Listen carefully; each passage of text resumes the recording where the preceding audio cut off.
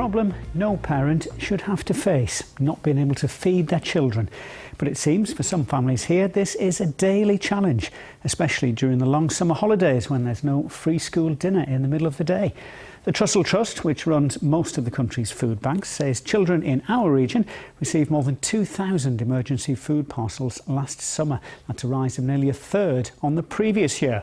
And this time around, they expect demand to be even higher. Our news correspondent Mark Denton reports.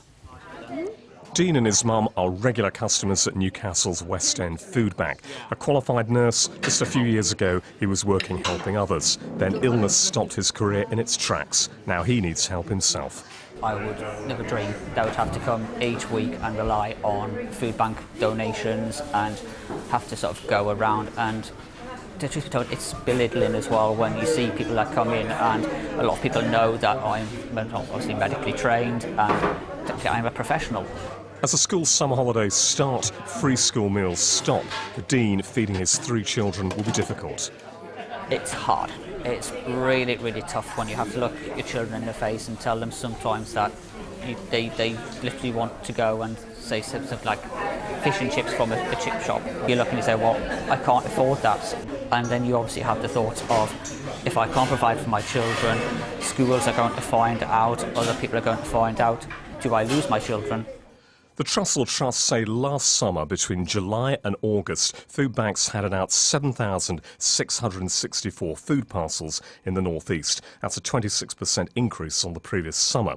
4,835 of those were for adults, a 24% rise. Across the country, there was a 19% rise in the number of food parcels given to children. But in the North East, the figure was significantly above that average, 2,187 emergency food parcels given to children, a 29% rise on the previous summer. Last month, Look North reported on this school in Middlesbrough providing meals during the long summer holidays. Organisers here say schemes like that help, but they still urgently need more donations. We feed on average about 1,000 people a month coming through our doors. It normally takes around 8 or 9 tonnes of food per month going through our doors to meet that type of demand. The Department of Work and Pensions say record high employment and wages mean people have more money in their pocket. Mark Denton, BBC Look North, Newcastle. Well, earlier I spoke to Gary Lemon from the Trussell Trust and asked him first what the Trust is warning about this summer. What we're warning about is that we're very likely to see the busiest summer yet. You've got some really short-term issues which are combining with longer, bigger structural issues. So if you're a low-income family, then what's really important are free school meals during term time. During the 6 weeks of the summer holidays, that isn't there, and that extra few pounds every day can have a really devastating effect on people's incomes if you're already trying to get by on very little. The government, though, says there's no hunger crisis in this country. So last year we distributed UK-wide 1.6 million emergency food parcels, and that was a 19% increase. There's a poverty crisis in this country because of these big structural factors and because of the short-term issues you have at summer. You've got more and more people who are really struggling to keep their heads above water and who are being swept into poverty. A lot of families who don't have this problem will say, you know, they can't imagine that this is a problem, being able to feed your children, and will say, well, surely, are they not just crying wolf here?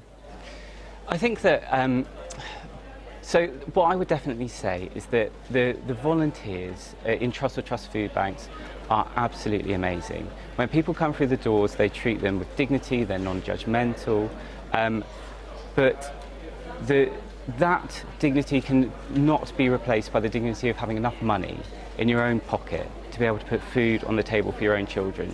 One of the hardest things I find when I visit food banks is it's people's dignity has been taken away. Nobody would choose to go to a food bank. They simply don't have enough money to make ends meet because of those big structural issues which I talked about before: benefit system, work and costs, particularly around housing. So for anyone watching this report, how would you like them to respond? So as we are facing the busiest summer yet, we'd be incredibly grateful if people could go to our website, trusselltrust.org, There's a button at the top of the screen which says find your local food bank. It's really important that people find out what it is that their local food bank needs food-wise. People are often very generous and think, oh, I should donate some beans, but actually we often need things which are a bit different, like UHT milk, tinned fish, so that we can give the most balanced parcel possible. But we have to remember, I really should not be here asking for charity food for children. We need the government to look at the benefit system, in particular the 5-week wait for universal credit, and start fixing the big structural issues which mean that so many people are ending up being referred to food banks in the first place.